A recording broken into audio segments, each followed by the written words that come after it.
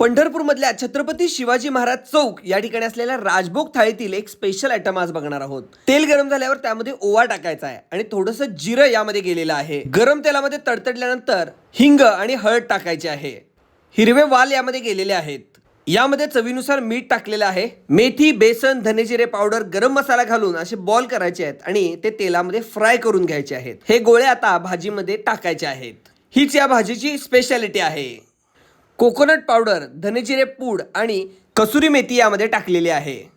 थोडीशी साखर चवीनुसार टाकायची आहे।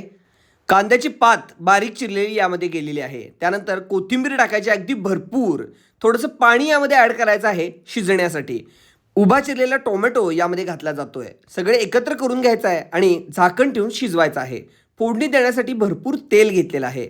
तेल गरम झाल्यानंतर मिरची पेस्ट, आले लसूण पेस्ट यामध्ये गेलेली आहे आणि त्यानंतर कढीपत्ता घालायचा आहे। वरून अगदी तडतडू द्यायचा आहे। यामध्ये मिरची पावडर आणि हळद घातलेली आहे। तेलामध्ये व्यवस्थित परतून घ्यायचं आहे। त्यामध्ये कांदा पात आता घातली जात आहे।